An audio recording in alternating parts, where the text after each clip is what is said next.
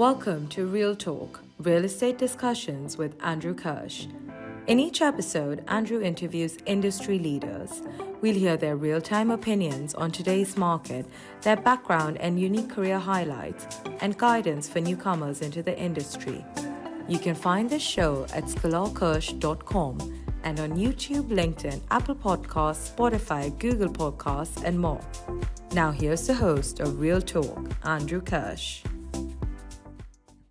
Episode 83 of Real Talk. Well, as you could tell, I'm sporting my Dodger jersey, back-to-back World Series champions. If you know me just a little, or if you've listened to all 83 episodes, you know that there's one thing that I am, and that is a gigantic Dodger fan. Ever since I was probably a baby, where my parents took me to Dodger Stadium, 13 years old, being there for the Kirk Gibson home run, being there for the lean years of my 20s and 30s, and being there for the Freddie Freeman home run last year in Game 1 with my son. This year was an epic season and an epic World Series, which culminated with probably the greatest Game 7, you know what, I think greatest baseball game ever in the final game between the Blue Jays and the Dodgers. So to all my Dodger fans out there, I know this is a happy day. And on this episode of Real Talk, I have Heather Turner, the CEO and co-founder of Tamarack Capital Partners. Heather's a good friend of mine. She's in YPO with me, and she helped me debut my new podcast studio with new furniture. And we have a wide-ranging conversation about her background, a very interesting background that took her to Japan, Kyoto, Japan, where she started her career. And now is the co-founder of Tamarack, which owns and operates hotels throughout the country. I'm sure you're going to enjoy my conversation with Heather Turner.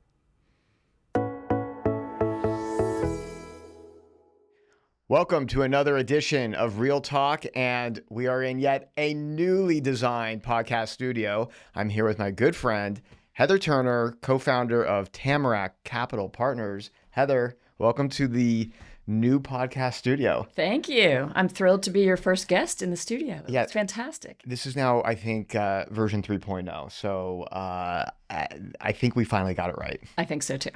The motif we wanted was a living room and a little more professional setup, and no better guest to debut our new podcast studio than Miss Heather Turner. Thank you so much. So in case people don't know Tamarack, sure, we're going to get into it later, but just sort of an overview. What is Tamarack? Yeah. So Tamarack Capital Partners is a private real estate investment firm, and we focus in the hospitality space. So we typically partner with large institutions or family offices to go buy value-add hotels across the U.S. Have you always been in the hospitality space? In commercial real estate, I've almost always been in the hospitality space, but I have a very circuitous route to commercial real estate. So well, let's get into that. Not your typical origin story. I love it. Well, you just set up my next question. So first, let's bring it back. Where'd you grow up? So I was born in Chicago, and I grew up outside of Nashville, Tennessee. I was in Nashville a couple weeks ago. I think we may have talked that after the fires. Yes. Without ever being in Nashville, Courtney was convinced that we should move to Nashville. You know, we have very good friends who moved after the fires to Nashville, and they're having, their daughter's in high school there now. They're having a great time.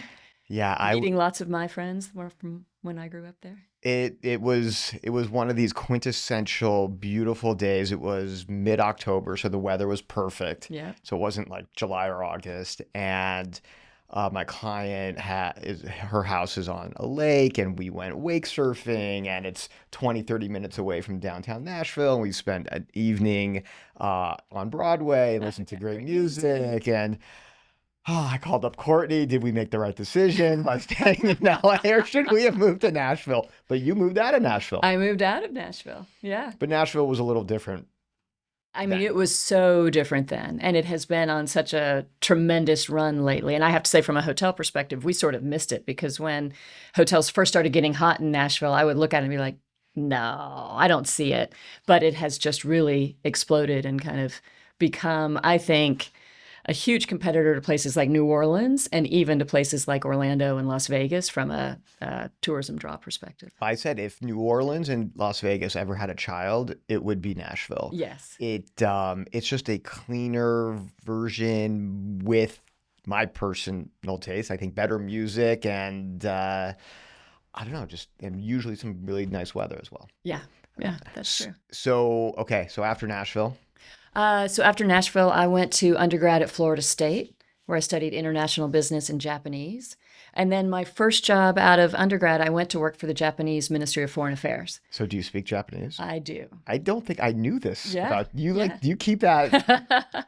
I should say I did, because at this point my Japanese is good for ordering sushi and giving directions to a taxi driver. But at the time, my job was in Japanese. Well, we're on Sawtell, so after this we need to go to our great Japanese restaurant. I'm feeling very much at home here. So when you listen or watch Dodger games and Shohei or Yamamoto or Sasaki are being interviewed, do you not even need the interpreter? I listen to it in Japanese. I have to shush my family so that we can listen in Japanese first. And I would say, I get most of it. And the interpreter, I was going to say, the interpreter, he simplifies a little bit both directions, as most interpreters do, but the nuance is definitely there. When did you start taking Japanese? In college. Not until college. Not until college. What brought that? I was studying international business, and at the time, this was the late 80s, early 90s, the Japanese were sort of taking over. They had just bought Rockefeller Plaza and Pebble Beach, and I thought, well, if I'm going to do international business, why not do it in Japan? And I ended up moving to Kyoto for a couple of years right out of undergrad to work for the Japanese government. That's amazing. Now, did you have that know-how or intuition as a child? Is this brought to you through your family and your upbringing, or it's just internal? Probably a little bit of both. My family definitely brought me listening to motivational, at that time, tapes on cassette for how to sort of set goals and that type of thing. But I also was a kid who was unreasonably fearless. Mm-hmm. I would jump off high dives and went skydiving and would, as very young, would knock on doors of people I didn't know and ask them if they had kids my age. Just completely fearless as a child. And I think that sort of lent itself to wanting to try something outside the box and move abroad and that type of approach when I was young. I mean, my interview for the job was in Japanese and it was horrendous. I thought there's no way they're going to hire me. And then the offer came over and I was like, all right, I'm going to go. So you went from Nashville to Tallahassee to Kyoto, Japan. That's right. What a culture shock. What a culture shock. Yeah. And I did not fit in Japan any way, shape, or form. You stuck out. Yeah. And what was the experience like? It was fantastic. I've never been to Japan. Really? Yeah. It's really such a beautiful country, such a great culture. I think if I had been a Japanese woman in my early 20s, I would have had a very different experience. But being an American woman in my early 20s there, I was invited to do a lot of things I otherwise would not have been able to do had I been, sort of born and raised there. You're just... I mean, it was a phenomenal experience, such as there was a flood in Nepal, and my job was to do international relations. So and who are you working for? I worked for the Japanese Ministry of Foreign Affairs, so the Japanese government. Think of it like the State Department in the United States. Okay. And my job was to help them in international relations. So there was a flood in Nepal, and they asked for money. And instead of sending them money, we set up a university there to sort of teach engineering and how to rebuild bridges and things like that, rather than the old teach them to fish. Rather than paying for a bridge, we paid for a school. And so I got to go to Kathmandu and translate and negotiate between the Nepalese government and the Japanese government, setting up this new university that's, I think, still there today. Oh, and you're 22, 23 years old at the time? Yeah. This is incredible. I had no idea. Yeah. And how long were you there? I was there a little over 2 years. Mm-hmm. So it was a short stint. And then when I moved back to the States, I went to work for the Walt Disney Company here in Los Angeles. Okay. Doing international retail. So that's how I found my way to LA the first time.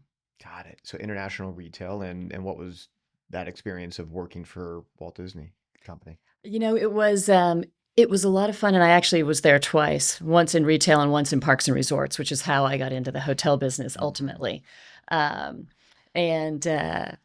I always say Disney's a great place to be from. It's a great calling card. It's a huge network, particularly in Los Angeles, and tremendous people that I met there and got to work with and learn from. So it was a terrific experience. We were just in Orlando together, Ah. although we didn't, right? We Yeah, didn't. yeah, yeah. Yeah, we At the didn't. YPO. Yeah, I didn't. we I didn't saw see you each across the other. room Yeah. and then never had a chance to talk to you. Yeah, I think those conferences are getting a little bigger. They're supposed to be, more manageable in size. Yeah.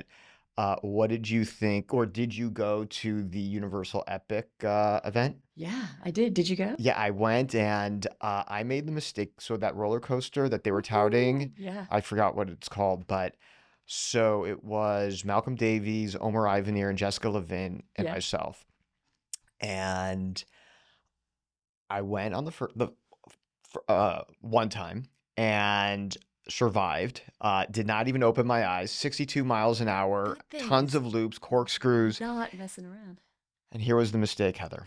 We got off and we had the buyout, and so there were no lines. And so you feel like you're 12 years old. Let's do it again.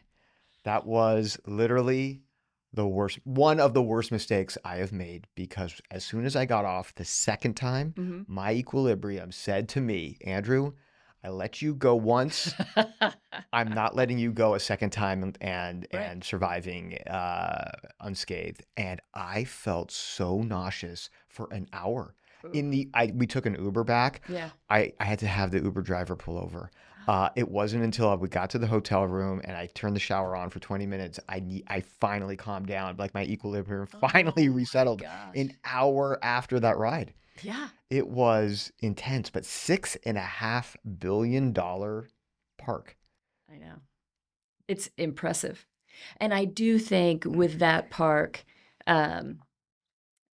not to throw any shade, I've always thought the Disney parks were a more immersive experience than the Universal parks. And with that park, I feel like Universal is, I don't know if they've caught Disney, but they are darn close. Yeah. It's very impressive. But yeah, it's fun to be back in the parks at night, because we used to do that when I was at Disney. And, we were building hotels in Tokyo and launching the cruise business and Yeah. that type of thing. How about the hotels there? Not the one that we were staying, which was 20, 30 minutes away, but they were building these unbelievable hotels at different price points to be immersed within that park. I thought that was quite fascinating. From the beginning, having them integrated from the beginning is Right. really smart. And it's interesting moving from working with Disney to being in the hotel investment space. The hotels at a park like Universal or Disney are a tool to keep people on property longer. They're not necessarily designed to be a profit engine themselves. So it was a big transition. Yeah. So how long were you at Disney? Oh gosh, I was at Disney combined before and after business school for about 5 years. Okay. Yeah. And then what was next? So I went to HBS between my stints at Disney, and then the second time I'm there, I'm working for the Parks and Resorts Group, and we did a big restructure of Disneyland Paris. It was partially publicly traded, partially owned by the French government, partially owned by the Walt Disney Company. And it was like $1 billion transaction. I'd been flying back and forth for a year to get it done. And we announced it in the press, and the Disney stock price doesn't move at all. And I looked at myself and I thought, I get paid primarily in stock. The only upside for me in this is if I can do something at this company that really moves the stock price. And having just done what I thought was a pretty great transaction and not move the stock price, I decided I needed to move on.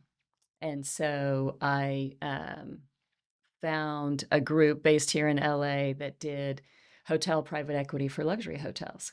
And so I parlayed the Disney experience into working with them, which was fantastic. And what was that company? That company's called Merritt's Wolf. Okay. Just touching on the amusement parks, sitting here in 2025, are you surprised, or what is your reaction of how central these parks are to Disney and other similar corporations of compared to the other content that they have? Right. The parks, I feel like, have become one of the most important aspects of their revenue. Yeah, I think you're right. And I think we're seeing this sort of across the board in leisure travel. People love experiences, and people are spending more the share of wallet is shifting more to experiences than from things, particularly as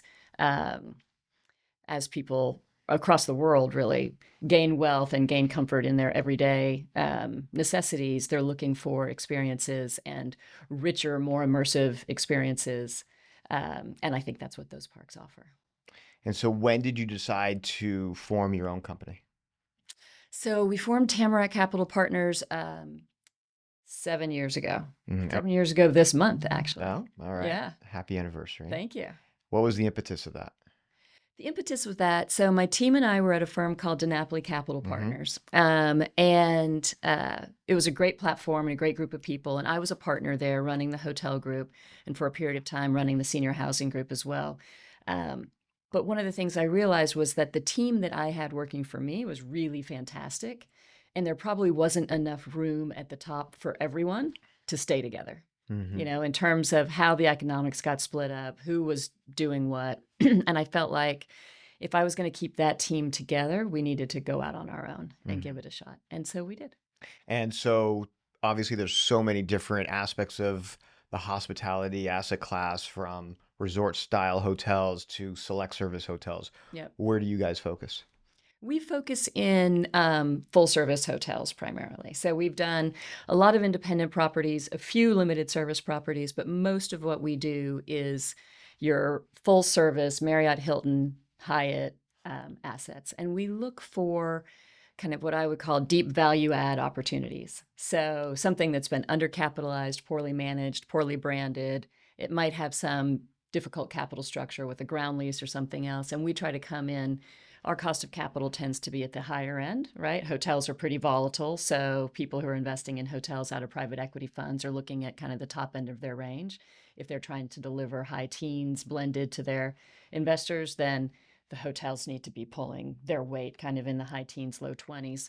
And so I sort of think about it as we buy complicated, not underperforming assets with higher cost of capital, and we clean them up and we simplify them and we do big renovations and we get them running in a place where someone with a lower cost of capital will come in and want to own it long term. Yeah. And I'm sure most of my audience will understand that when you're buying these hotels, you're not the Marriotts, you're not the Westins, you are owning the real estate, and there's usually a flag that is attached to that hotel. In case there is a segment of my audience who may not understand, they don't focus in hotels, they focus in other asset classes. Do you just want to just simply describe the hotel transaction and who all the players are? Sure.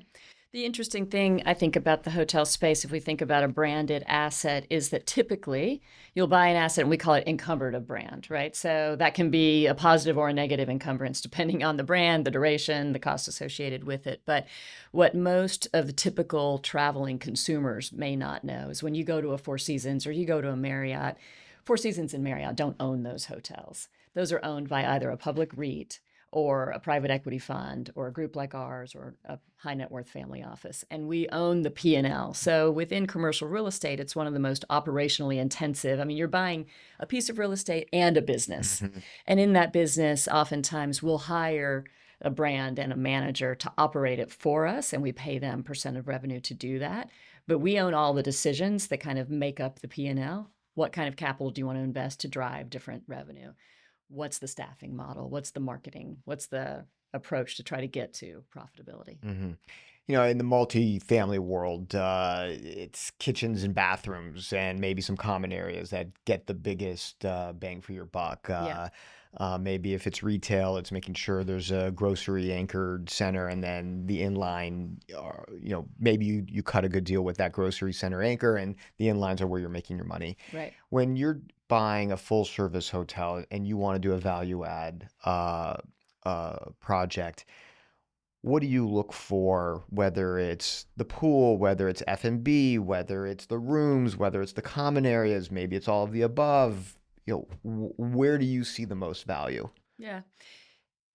It depends a little bit on the deal and a little bit on the asset and the market it's going after, right? So I would say food and beverage tends to be the lowest margin part of the hotel business, but can bring you the most edge. So if you have a great bar in your lobby, if you have a great chef, you're going to drive better vibe, better experience, and that kind of thing. Excitement begets excitement. Nobody wants to sit in an empty lobby. Nobody wants to sit in an empty restaurant, and that type of thing really does drive business. We saw that. We owned and renovated the Fairmont in Seattle recently, and we put a phenomenal bar in the lobby. Mm-hmm. And the average age of the guests and the groups and the corporate travelers that went to that hotel, from before when it was kind of your grandmother's lobby with violin music and a floral arrangement, to this sort of hopping place with a good beat in the background and a lot of energy. I think the average age of the guests there dropped like 20 years. And that drove a lot of business, because then we started to get more corporate travelers. So Sure. the Amazons, the Zillows, the tech companies who were coming to Seattle, all of the young people wanted to be there, and that drove what we call RevPAR index, so revenue per available room relative to other hotels. Really benefited from that. And maybe even a local market where they want to come to the hotel. They may not be staying in the Exactly. hotel, but Exactly. they want to partake. So that drives the local market, not just for people who want to come in and have a drink, but then you want to have your child's bar mitzvah there, or your parents' anniversary party, or your company's holiday party there. Those types of things to bring in sort of local catering also benefits us. So go back to answer Sure. your question, where do we see value add? I think rooms have to be at a certain standard, or you're going to lose market share. But I think you can really move the needle in the public areas, whether it's food and beverage, lobby. When I was at Meritz Wolf, we were the largest owner of Four Seasons in the U.S. at the time. We co-owned Rosewood Hotels, the management company, as well as a lot of the real estate. And we co-owned Fairmont Hotel Management Company, as well as a lot of the real estate. So in the luxury space, there's sort of this never-ending amount of money that people are putting into these assets, right? We don't invest as much in the luxury space these days, in part because it's dominated by ultra high net worth individuals. But what we're seeing is that end of the market is pulling everybody up. Mm-hmm. That end of the market is continuing to perform very well. It is a little bit of an arms race of amenity. What else can you install at your resort, whether it's a new Crystal Lagoon or an expansive spa, something like that. We're seeing capital go into these higher end assets that are really kind of pulling everybody up. So Yeah. it's been Speaking of Crystal Lagoon, how about Yeah. that body of water, whatever it was, at the hotel where we stayed in Orlando? That's what it's called. It's called Crystal Crystal Lagoon. That thing was insane. That color, I felt like I was, I don't know, in the Mediterranean or Yeah. not in Orlando. Not in Orlando. It was 8 acres. And they had motorboats on it, and you could go stand up paddling. Yeah, it was pretty fantastic. incredible. So, in the industrial world or retail world, leases are 10 years. Right. In the apartment world, 1-year leases. Right.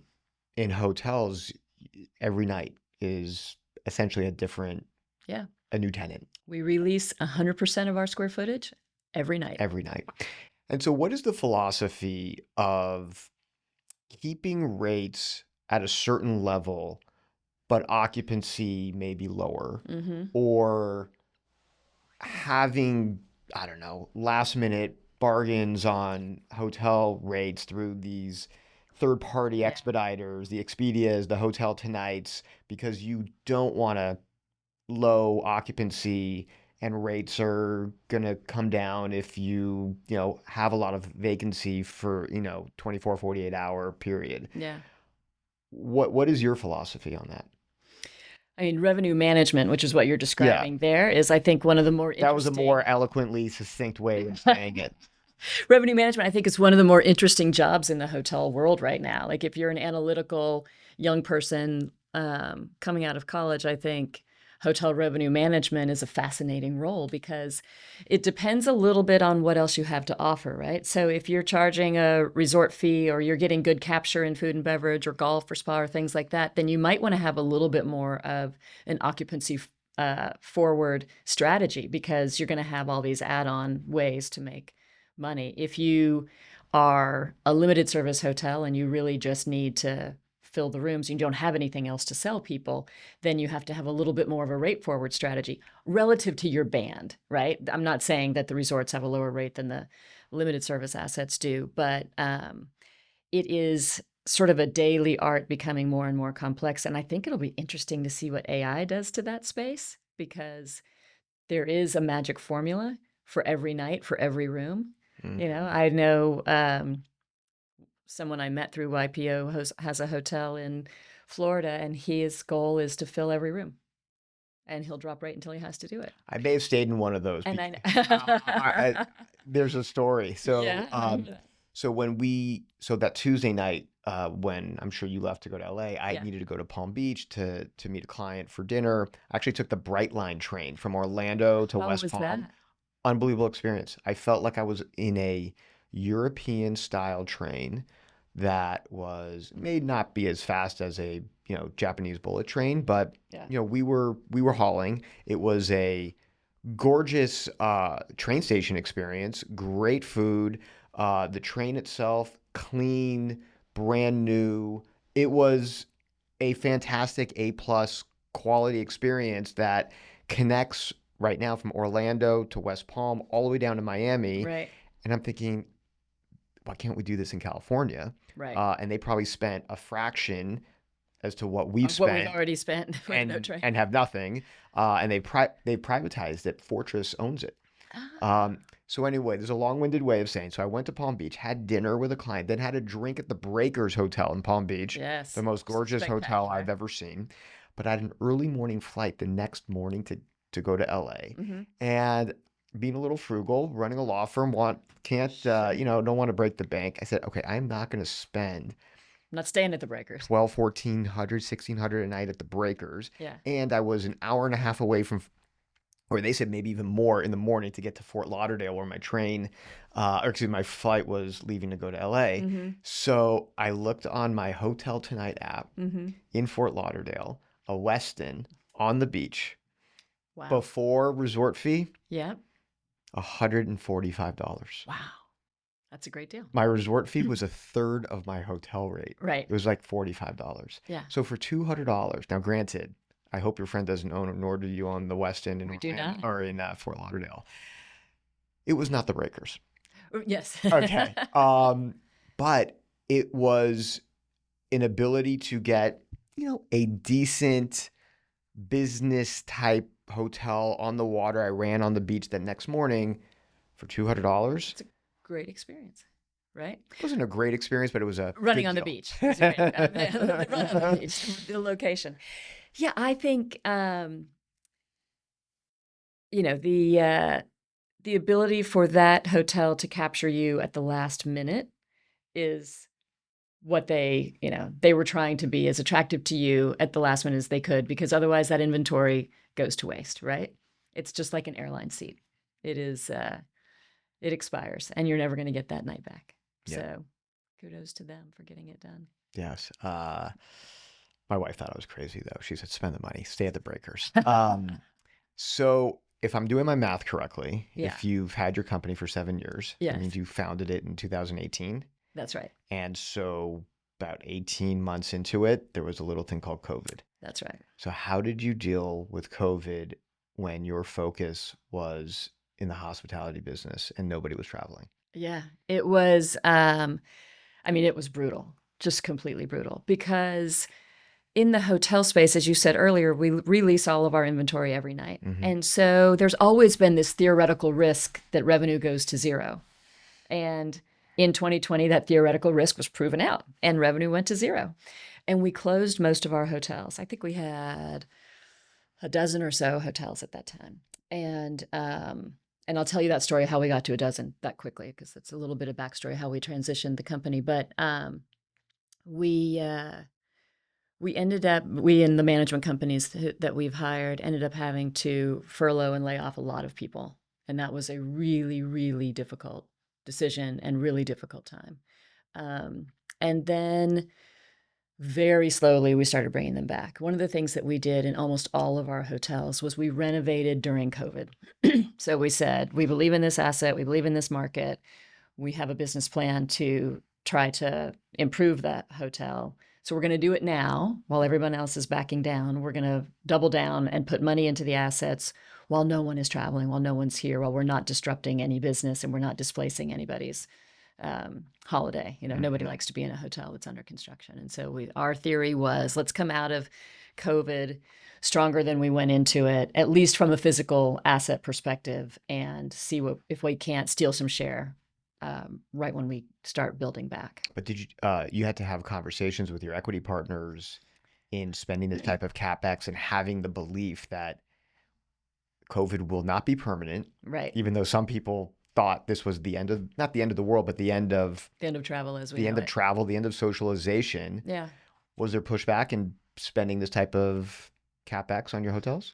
I would say there was not any uniform pushback. There were certain places where our capital partners would say, maybe we shouldn't do that now, or maybe we should hold back. We ultimately ended up going forward on, I think, all of them. And it wasn't always the right decision. There are some markets that took so long to come back that extra drag on the investment of having invested the capital and have the long duration drag was not the right decision. But the assets are better for it. The investment wasn't necessarily better for it in every case. I think overall, let's hope we never have a situation like COVID again, where we have empty hotels and plenty of opportunity to renovate them. I think the lesson that we learned from that is that the way the local government, local community reacts to the situation has a profound and long-term impact on the speed and height of the recovery. Sure. And DeSantis spoke to us at that conference, and he was definitely touting his COVID strategy compared to what we were experiencing in California. Yeah. Definitely a different way. I want to get to how you guys built up Tamarack, but were you surprised of how quickly the demand for travel occurred shortly after COVID? And I know that that was different in each market depending on how pervasive the lockdown was, but the 2 to 3 years coming out of COVID, what was that like for you? Well, it was interesting because our resorts and our leisure assets were on fire, and our city center assets were still pretty empty because corporate travel was slow to rebound. Group travel was a little bit better to rebound. I think corporate travel is going to stabilize below 2019 on a relative basis, meaning what percent of the business overall in the hotel is corporate travel, because people have gotten more comfortable. The road warriors in particular have gotten more comfortable not being on the road every day. So the McKinseys and the IBMs of the world, that's no longer their business model. But leisure travel came roaring back. And I think that goes to what we talked about earlier, people using their wallets more for experiences, less for goods. The demand for travel and people having felt like they missed out in that period of time when they weren't going has, that and the demographics are really great tailwinds for us as we continue to invest in the space. Yeah. I know we've jumped around a little bit, but so let's talk about those first, early years of Tamarack. Sure. How did you build up the company? How did you capitalize your deals? Because I know you said you got to 12 assets pretty quickly. Yeah. One of the things that we did, we realized when we were sort of planning our exit, because we invest on a deal by deal basis, we tend to do repeat business with a lot of our capital partners. And so I sort of came to the conclusion pretty quickly, I'm not going to be able to leave DiNapoli on Friday and start Tamarack on Monday and call any of those capital partners from DiNapoli if we don't figure out how to take care of them, because I was taking the whole team with me. And so what we were able to do, and kudos to my partners on both sides of the transaction, we were able to structure essentially an earnout where I brought the business with me. So the assets that we bought under the prior firm, we brought with us, and we continue to portfolio manage, asset manage, and maintain those relationships with the capital partners. So that the very first deal that we did under Tamarack was a partner that we had done prior deals with under DiNapoli, and several of the first deals that we done were people that we had been working with for several years. So we didn't leave them high and dry on the things they had done with us before. We kept taking care of those investments, and everybody, maintained their percentage interest, and we figured out a way to make it work between the two firms. And that sort of helped us start with a little bit of runway, which was great for us. also take care of our capital partners, which was, the most important aspect of it. And that helped us then with regard to those relationships wanting to continue to go forward with us. What a respectful, mature way of handling it, because as you know, look, I've seen a lot of companies form that from their pre-existing companies, and it's not always seamless, and there's some infighting and resentment and some jealousy, and you were looking at it from both a short-term perspective and a long-term perspective, and it sounded like it was a win-win for everybody. Yeah, I think so. It didn't happen in the first conversation. Okay. It Sure. took a minute. Yeah, it took a I'm not minute. so. But I think we all got to a really good place, and I'm really happy with how that transition went, and really grateful to my old partners and my new partners and all the folks who invest with us. And I would say we're also, we talked a little bit about COVID, which was a low point. We're also now seeing, yesterday we had that extra long Dodgers game, which we haven't even talked about Oh here. my But God. I know you're a huge baseball fan. I am. By the time this gets published, we'll know if the Dodgers did win the World Series or not. But yes, we are just 12 hours from probably one of the most epic game threes or any World Series game ever, Yeah. and ending at midnight, and we're taping at 11 a.m. Just 11 hours later. So Yeah. what a great game that was. So I do feel a little bit like, I was thinking about it this morning, I'm like, this cycle that we've been in has been a little bit like last night's game. Oh, geez. Like we know we're gonna win at the end. Oh, we didn't know, but okay. But it's taking kind of twice as long as it should. Okay. With where, between COVID and interest rates. Yeah. It's like, I know there's a great, we're very optimistic about the opportunities going forward, Mhm. and sort of see that win at the end of the duration, but it's taken a long time. I'm glad you were that optimistic that the Dodgers would win and prevail. Yeah. And I'm glad you're optimistic about the hospitality market in general. And I think it's a great segue to talk about where we are in today's market for the hospitality sector. I represent a lot of folks who own hotels, and especially those that own in Southern California and in the city of LA specifically, they're struggling. Yep. It is not easy to transact in the city, and my podcast, we've talked about it a lot from the union perspective, from the $30 minimum wage. Yeah. From a federal perspective, a lot of people don't want to travel into the United States. Yep. So I know you made an analogy as to last night's game, but what is your feeling of the hospitality market right now? Yeah. I think so. Starting at sort of the national level,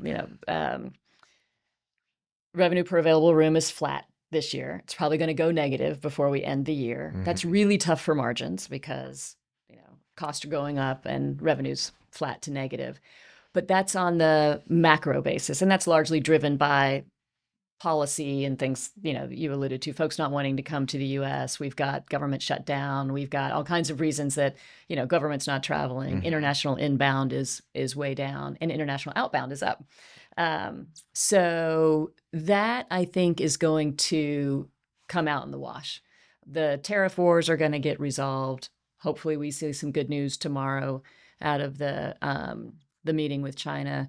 I think the tariff wars eventually are going to settle in, and that's going to become more normalized. And so the international imbalance will get back to a reasonable place, and hopefully policy follows. But for us, we don't make macro bets. We make micro bets. So we buy individual assets, and those individual assets need to have a story and a reason and a way that we can come in and add value. And so that's where we try to focus. But when we look at markets, you have to make your bet in certain markets. And LA right now is either untouchable or the best contrarian bet anybody's going to make. Oh, wow. And at the moment, I think, most of us probably lean towards the untouchable side. Most of my clients and the capital clients and capital partners that we work with, they put a red line through Los Angeles. Yeah. And I don't think our political leaders truly grasp that. Yeah, I don't either. And I think San Francisco had a similar, not quite as clear red line through it a few years ago, and they've had a change of leadership, and that city has a lot of positive momentum right now. And it's also got AI as Sure. a huge force there. But I do think that long term, Los Angeles is not going away as a prime global destination for people to come and visit. And I think it will sort of have a renaissance at some point. It's going to take, I think, a change of political will here to make it a really attractive, investable market again, because between the mansion tax and the wage ordinance and the union activities here, it's really tough to see how anybody earns a reasonable return on a hotel here. And so they're just not underwriting right now. And for our capital, most of our capital partners are kind of 5-year hold kind of, funds.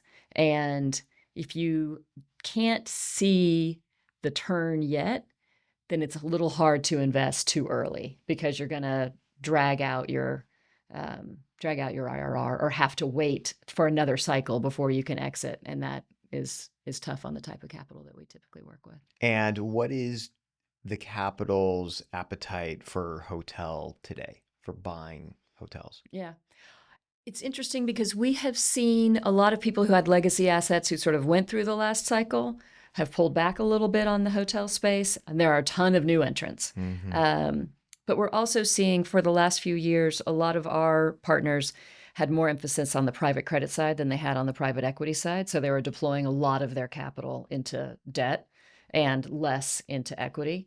And now, with the yield curve coming down and the debt capital markets being so open with CMBS and life companies and all the participants there, we're starting to see people go further out on the risk scale, and that pushes people into the hotel space because the returns are typically stronger than they are in other parts of commercial real estate.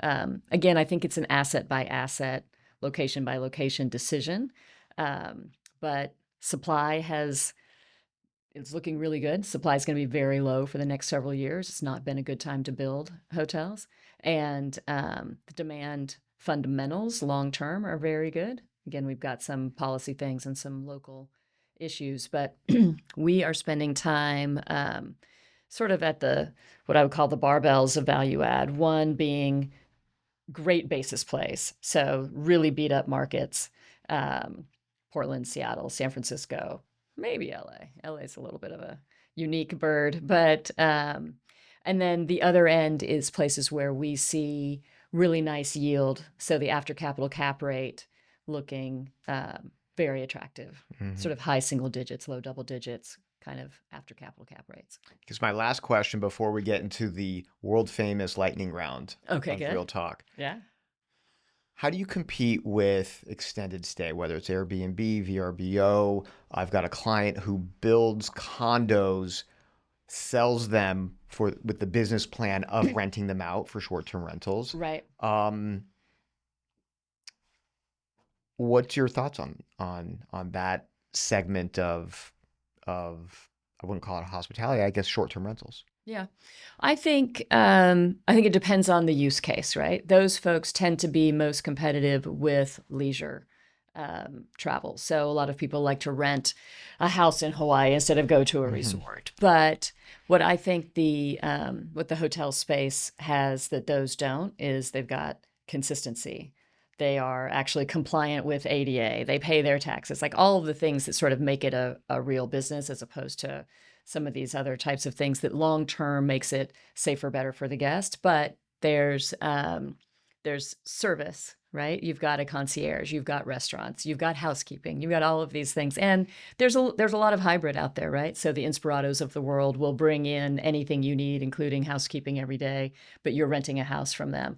A lot of those happen to be at resorts. And we talked earlier about the amenity creep in the luxury space. And the amenity creep is precisely there to compete with Airbnb and VRBO and these short-term rentals. Well, you're just listing all the reasons why Courtney, my wife, has never stayed in an Airbnb and will only stay at a hotel. Thank you, Courtney. We appreciate it.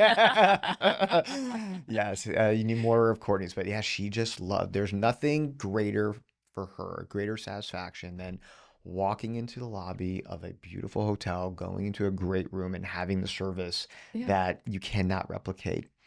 I agree. And you have, I think, much better design, like much more interesting architecture, design, art, music, ambiance, like the whole experience is so much richer at a resort than it is at a condo somewhere. You know, Yep. you're going to go in with your digital key and unpack your eggs. Very true. Are you ready for the lightning round? I am. So the only time I bring out a piece of paper is for this lightning round. Okay. All right. I wonder Let's see what what's in store. you wrote You do down to not ask know me. I do ahead not of time of these questions. No. Okay. Just wanted to make sure that the audience knew that Yes. this was not It pre. was legit. Yes. All right, Heather. Yes. If you weren't in the real estate industry, what would you be doing? Oh, I used to say architect, but my husband and I bought Diesel Bookstore about a year ago. And so honestly, I would probably work at the bookstore. I love spending time with writers and readers, but the writers are particularly interesting to me because they,